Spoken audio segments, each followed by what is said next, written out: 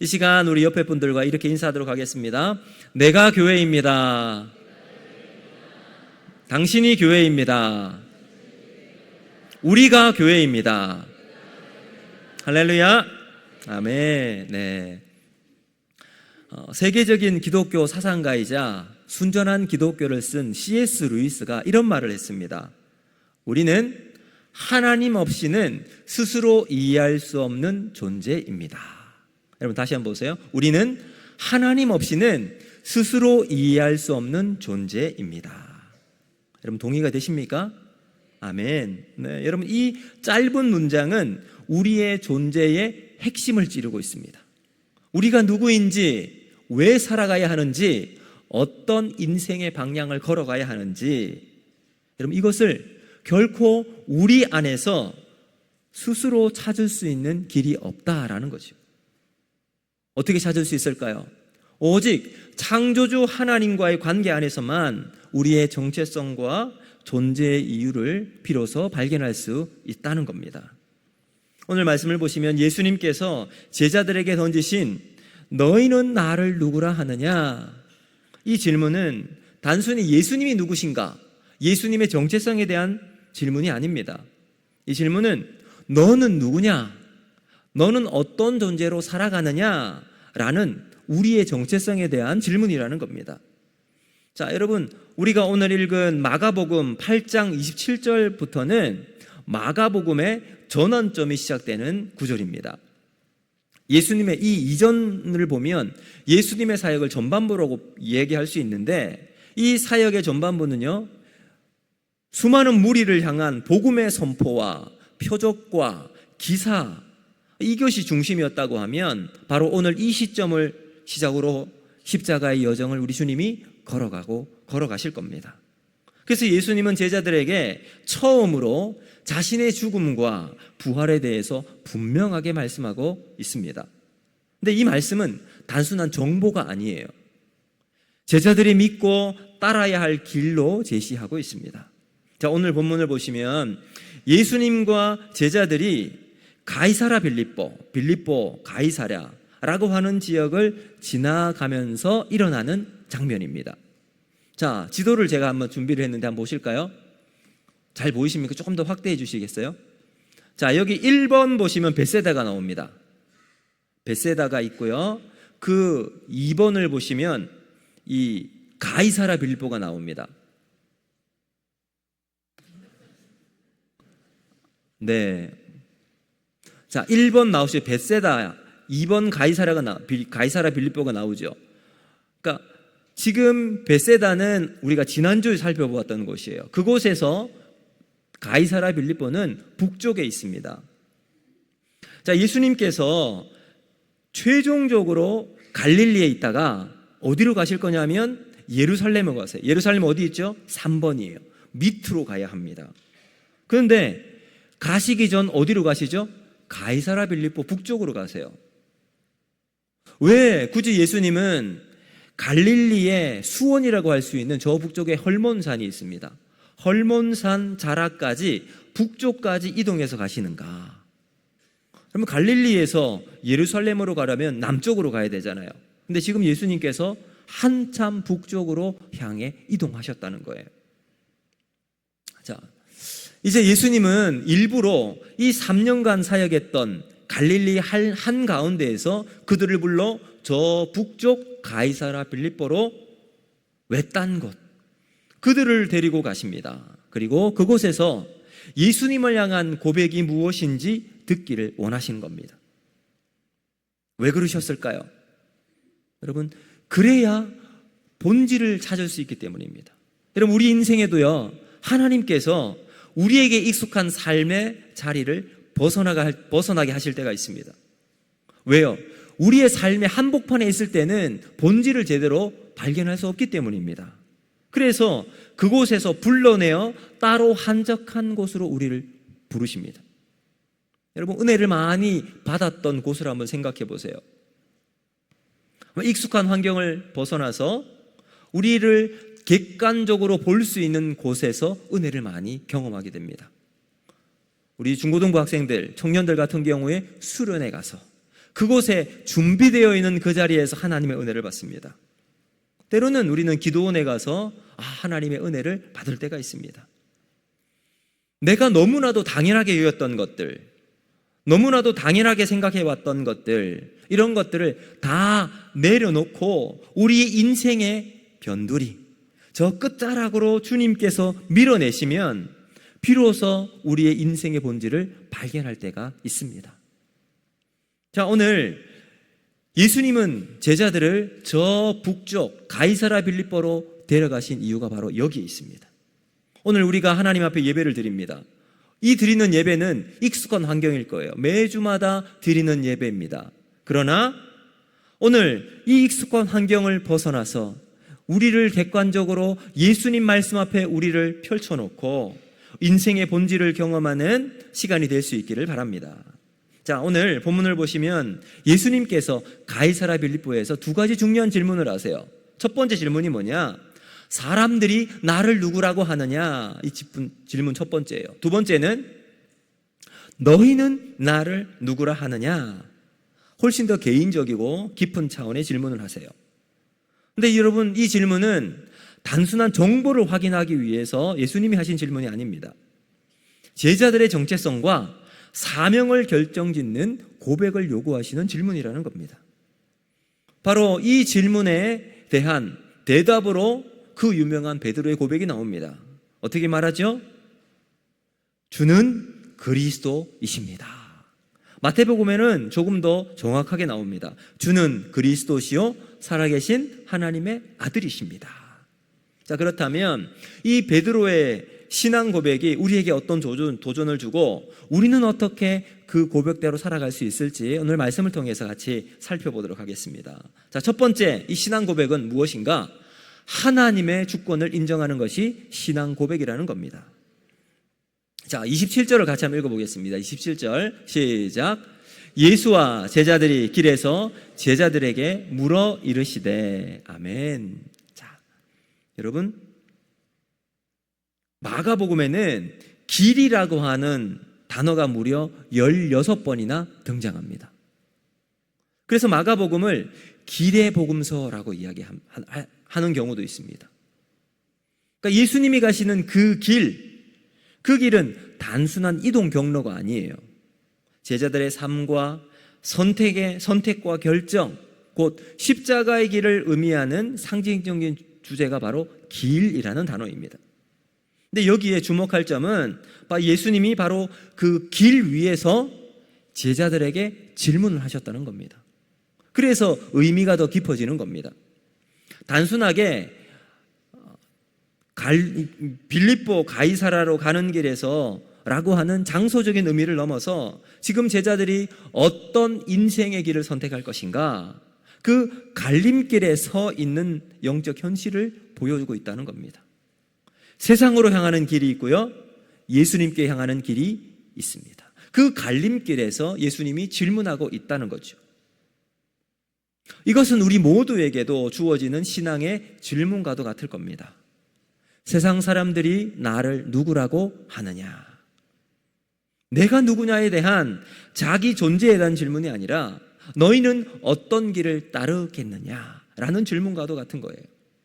자, 이 질문을 하자 제자들이 예수님께 답을 합니다. 예수님, 어떤 사람들은 예수님을 세리요한이라고 말합니다. 예수님, 어떤 사람은 엘리야라고도 하고요, 어떤 사람은 선지자 중에 한 사람입니다 라고 이야기도 합니다. 그러니까 이 말을 종합을 해보면 한마디로 위대한 인물로 예수님을 인정을 하고 선지자로 평가했다는 말입니다. 그런데 여러분, 이 사람들의 고백은 불완전한 이해라는 거죠. 그리스도라고 하는 고백은 단순한 존경이 아니라 예수님을 나의 구주, 나의 주님, 나의 주인으로 받아들이는 신앙의 결정입니다. 예수님을 주님으로 고백한다는 것은 내 삶의 주권이 더 이상 나에게 있지 않음을 고백하는 중요한 결단이라는 거죠. 내 삶은 모두 주님께 있습니다. 당신이 내 인생의 주인이십니다. 이것이 그리스도이십니다 라는 고백입니다. 그래서 나는 주님의 뜻에 따라 주님의 방법으로 주님의 목적을 위해 살아가는 존재가 되는 거죠. 여러분, 우리가 믿는 이 믿음, 신앙 고백은 장로교 교리에도 분명히 이야기하고 있습니다. 우리가 지난주도 살펴보았던 웨스트민스터 신앙 고백을 보면 소요리 문답 1번 질문은 이렇게 하고 있습니다. 사람의 제일 되는 목적은 무엇입니까? 뭐라 그랬죠? 네, 하나님을 영원롭게 하고 영원토록 그를 즐거워하는 것입니다. 여러분, 여기에도 하나님의 주권이 들어가 있습니다. 그리고 11번 11문을 보면 이렇게 질문합니다. 하나님의 섭리는 무엇입니까? 하나님의 섭리는 무엇인가? 우리 같이 한번 읽어볼까요? 시작. 하나님의 섭리는 그분의 거룩하고 지혜롭고 능력 있는 보존하시고 통치하시는 일로서 그가 모든 피조물과 그 행위들을 다스리시는 것입니다. 여러분, 여기 소유리 문답에는 정확하게 하나님의 주권이라는 이러한 명시적으로 표현되어 있는 것은 없지만 그 의미는 분명하게 밝히고 있다는 거죠. 근데 그것보다 더 중요한 것이 있습니다.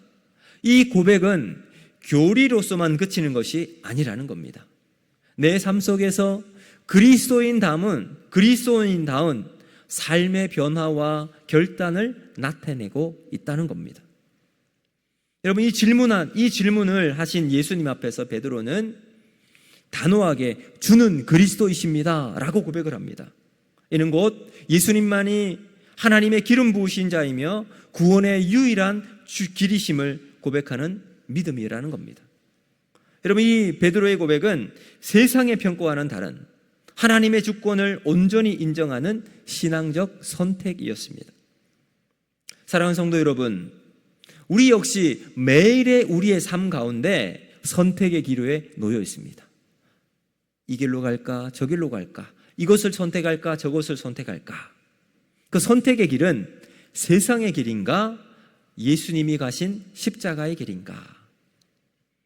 우리가 예수님을 그리스도라고 고백하는 것은 단지 정답을 말하는 것이 아니라 내 삶의 전체를 하나님께 맡기는 고백입니다. 그분의 길이 곧 생명의 길임을 믿음으로 살아가는 겁니다. 곧 하나님의 주권을 인정하는 삶의 고백이 된다는 겁니다. 여러분, 오늘 우리는 그 선택의 기로에서 예수님이 나의 인생의 주인임을 고백하며 하나님의 주권을 인정하는 삶을 살아가는 우리 모두가 되기를 주님의 이름으로 축복합니다. 두 번째, 우리 신앙 고백이 뭐냐? 두 번째는 하나님의 일에 집중하는 것이 신앙 고백이라는 겁니다. 자, 여러분, 예수님은 베드로의 신앙 고백 이후 곧 자신의 고난과 죽음을 말씀하셨습니다. 자, 우리 31절 말씀 같이 한번 읽어보겠습니다. 시작. 인자가 많은 고난을 받고 장로들과 대제사장들과 서기관들에게 버림받되어 죽임을 당하고 사흘 만에 살아나야 할 것을 비로소 그들에게 가르치시되. 아멘. 자, 예수님께서 처음으로 십자가 달려 돌아가시고 고난당할 것을 말씀하십니다. 자, 이 이야기를 들은 제자들의 반응은 어땠을까요? 베드로는요, 이 예수님의 말씀을 듣고 붙들고 항변합니다. 여기 항변하다라는 말은 영어 성경을 보면 리뷰크라고 되어 있어요. 꾸짖다, 책망하다, 이런 내용이에요. 그러니까 예수님을 붙잡고 베드로가 두 눈을 똑바로 쳐다보면서 예수님, 안 될 말입니다. 무슨 말씀을 하시는 거예요? 책망하면서 이야기하는 거예요. 여러분, 상당히 무례한 행동이죠. 제자가 어찌 스승을 앞에 두고 그런 말을 할 수가 있겠습니까? 사실 베드로의 의미는 이런 것일 것입니다. 예수님, 당신은 죽으시면 안 됩니다. 예수님, 절대로 그런 일은 당신에게 일어나서는 안 됩니다. 저라도 맞겠습니다. 그리고 우리가 어떻게 여기까지 따라오신지 주님이 아시지 않습니까? 집도 버리고 배도 버리고 다 포기하고 주님을 따랐습니다. 자, 이 예수님을 책망하며 항변했던 베드로의 이야기를 들은 다른 제자들, 여러분, 성경은 기록되어 있지 않지만 이런 무례한 베드로를 말리지 않은 것으로 봐서는 그들 역시 베드로의 말에 심정적으로 동의하고 있었던 상황이었던 것 같습니다. 자, 이런 상황에서 예수님은 더 강력하게 반응을 하시는데요. 우리 33절 말씀을 같이 한번 읽습니다. 시작. 예수께서 돌이키사 제자들을 보시며 베드로를 꾸짖어 이르시되 사탄아 내 뒤로 물러가라. 내가 하나님의 일은 생각하지 아니하고 도리어 사람의 일을 생각하는도다 하시고. 아멘. 자, 여러분, 여기에 어떤 일이 벌어집니까? 예수님이 이 베드로의 이야기를 듣고 곧바로 꾸짖으십니다. 사탄아 내 뒤로 물러가라. 졸지에 베드로가 사탄이 되어버리고 만 겁니다. 어떻게 보면 베드로는 예수님을 생각하며 했던 행동이었습니다. 예수님 죽으시다니요? 아니요, 안 될 말씀입니다. 그런데 그 다음 예수님이 하신 말씀이 뭐죠? 네가 하나님의 일은 생각하지 않고 사람의 일을 생각하는도다. 위대한 신앙 고백을 했던 베드로가 왜 이렇게 예수님의 책망을 받게 되었을까요? 그 이유는 딱 한 가지입니다.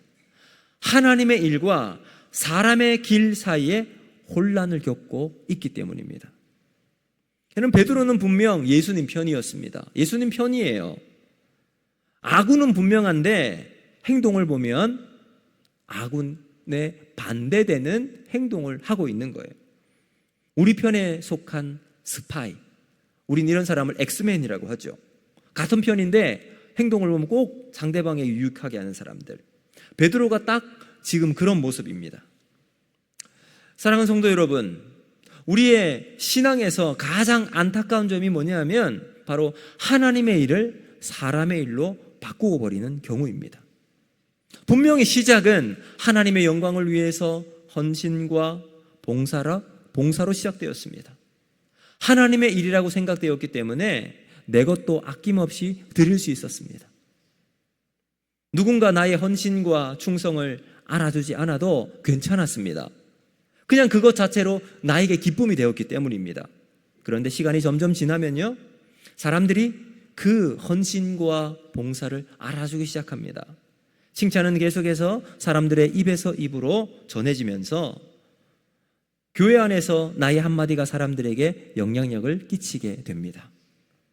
그래서 많은 사람들이 나의 한마디를 통해서 막 움직일 정도의 영향력을 행사하기도 합니다. 여러분, 그러나 이때가 위험이 시작되는 것을 기억하시길 바랍니다. 지난번 케냐 박찬수 선교사님이 오셨을 때 이제 목양실에서 이야기를 하고 있었습니다. 근데 같이 오신 사모님이신 정은영 사모님이 이런 말을 하셨습니다. 목사님, 선교지에서 선교사는 절대 권력입니다. 선교사가 무슨 일을 할 때 어느 누구도 브레이크를 걸어줄 사람이 없기 때문입니다. 파송한 교회요, 알 수가 없기 때문에 선교사는 마음대로 할 수가 있습니다. 속이려고 마음만 먹으면 일도 아니래요. 그래서 위험합니다. 자기를 언제든 살피고 겸손하게 하나님 앞에 설 수 있는 이 브레이크 시스템이 작동되어야 하나님이 기뻐하시는 선교를 할 수 있다라고 말씀하셨어요. 그러면서 사모님이 옆에 있던 이 박찬수 선교사는 이렇게 말합니다. 여보, 그래서 내가 항상 당신에게 야당이야. 항상 브레이크 역할을 본인이 한대요. 그리고 두 분이 그렇게 약속을 하셨답니다. 그래야 하나님 앞에 언젠가 서게 될 텐데 마지막까지 부끄럽지 않고 아름다운 선교사로 마감할 수 있다고 이야기하는 것을 들었습니다. 저는 그 이야기를 듣고 많은 생각을 하게 되었습니다. 하나님의 영광을 위해 결단도 하고 충성해서 시작했지만 마지막은 인간의 영광으로 변질될 수가 있구나. 여러분, 그렇지 않습니까? 우리 주변에 이런 일이 얼마나 많이 일어나고 있습니까? 교회의 영향력이 크면 클수록 이런 유혹과 시험이 언제나 일어나게 됩니다. 담임 목사가 이 유혹에 가장 크게 노출되어 있습니다. 여러분, 그래서 저를 위해 많이 기도해 주시길 바랍니다. 영향력 있는 장로님 예외가 아닙니다. 제가 다른 교회에서 식당을 담당하는 한 권사님을 본 적이 있습니다. 그 권사님 점심시간 되기 전후 그 식당에서 한마디 한마디 다 간섭을 하시더라고요. 반찬은 왜 이러냐, 물론 필요하긴 하지만 그 권사님이 마치 권력처럼 그렇게 행동하는 것을 보았습니다. 하나님의 일보다 인간의 일을 생각하는도다. 우리는 깊이 마음에 새겨야 할 것입니다. 사람들은 예수님의 본질보다 주변적인 것에 더 많은 관심을 가질 때가 있습니다. 무엇이죠? 이적이에요. 표적이에요. 능력입니다. 이것이 자신의 유익이 되는 것으로 축복으로 여기고 살아가는 거죠. 그러나 하나님이 우리를 원하시는 것은 예수님의 고난과 낮아짐에 동참하시기를 원하시는 줄로 믿습니다. 우리가 원하는 결과가 아니라 하나님이 원하시는 하나님의 백성으로 살아가기를 원하신다는 사실을 기억해야 합니다. 그러면 하나님의 일이란 무엇일까요? 멸시와 조롱 가운데서도 인간을 구원하시기 위한 예수님의 십자가입니다. 그것이 하나님의 일이며 하나님의 사랑이라는 겁니다. 우리의 죄악을 대신 지시고 죽기까지 사랑하며 인간을 구원하신 그 십자가, 그것이 하나님의 일입니다. 그래서 예수님을 한번 보세요. 성경은 예수님을 가리켜 고운 모양도 없고 풍채도 없다라고 말씀하세요. 하나님이 사람이 되시는 것처럼 낮아지고 희생하고 포기하는 것. 오늘 본문 이후로 예수님이 걸어가시는 십자가 예루살렘의 길은 멸시와 고난과 희생뿐입니다. 그렇기에 우리의 신앙 고백은 단순하게 예수님 나의 구주이십니다 라는 말만이 아니라는 거죠. 그것은 곧 하나님의 일에 동참하는 겁니다. 그것이 무엇입니까? 낮아지는 거예요. 희생하고 섬기는 십자가를 내 삶의 최고의 가치로 여기며 살아가는 결단이라는 겁니다. 하나님의 일에 집중하는 신앙은 자신의 유익을 구하지 않습니다. 하나님의 뜻을 쫓아가는 삶인 줄로 믿습니다. 그럼 그것이 바로 예수님을 따르는 제자도의 삶, 십자가의 길인 줄로 믿습니다. 그러면 사탄은 계속해서 우리를 유혹합니다. 십자가를 지지 않아도 된다고. 우리가 가고 싶은 길을 가라고 부추깁니다. 좋은 길을 선택하라고 이야기합니다. 여러 가지 길이 있는데 그 중에 아무 것이나 선택해도 된다고 해요. 폼나고 사람들의 인정을 받는 그런 자리를 걸어가라고 이야기합니다. 그러나 사랑하는 성도 여러분, 우리는 두 길을 같이 갈 수는 없습니다. 십자가의 길을 거부하는 순간 우리는 자기 왕국을 세우기 때문입니다. 그래서 항상 질문해야 하는 거예요. 그리스도를 따를 것인가? 내가 원하는 길을 걸어갈 것인가? 예수님이 우리에게 구체적으로 그 사실을 알려주고 있습니다. 우리 34절 말씀을 같이 한번 읽습니다. 시작. 무리와 제자들을 불러 이르시되 누구든지 나를 따라오려거든 자기를 부인하고 자기 십자가를 지고 나를 따를 것이니라. 아멘. 여러분, 바로 이 구절이 예수님의 제자로 살아가는 핵심적인 구절입니다. 누구를 따를 것인가? 예수님을 따라야 할 줄로 믿습니다. 여러분, 우리가 세상을 살아가다 보면 따를 수 있을 만한 사람들이 있습니까?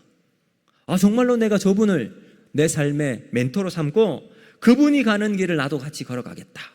그분과 함께 인생의 여정을 같이 가면 좋겠다 하는 사람들이 있습니까? 같이 가세요. 그렇지만 그러한 삶의 마지막이 어떻게 될까요? 방황과 방랑이라는 거예요. 사람들이 방황한 이유는 뭘까요? 따를 만한 사람을 찾은 것처럼 느껴지지만 결국은 무너지는 것에 절망하기 때문입니다. 그러나 오늘 우리는 분명히 예수님을 따라가는 인생이 복된 길임을 우리에게 보여주고 있습니다. 예수님을 따라가시길 바랍니다. 그분만 따라가면 됩니다. 진심으로 따를 뿐 오직 예수 그리스도밖에 없습니다. 여러분, 그 예수를 따라가기만 하면 우리의 삶의 그 수많은 방황이 끝을 내게 될 줄로 믿습니다. 갈등도 종식될 줄로 믿습니다. 우리의 삶의 질서가 비로소 잡히게 되는 거죠. 예수만 따라가면 우리 가운데 일어날 최후 승리를 얻는 승리의 삶이 우리 가운데 펼쳐지게 될 것입니다. 우리 예수만 따라가는 우리 모두가 되기를 주님의 이름으로 축복합니다. 자, 여러분, 헨리 나우엔이라고 하는 기독교 영성가, 뛰어난 기독교 영성가가 계시는데 이분은 자기의 삶을 연습으로 표현했습니다. 근데 이분이 3가지 삶을 연습을 한대요. 첫 번째 우리 같이 한번 읽어볼까요? 시작. 희미해지는 연습.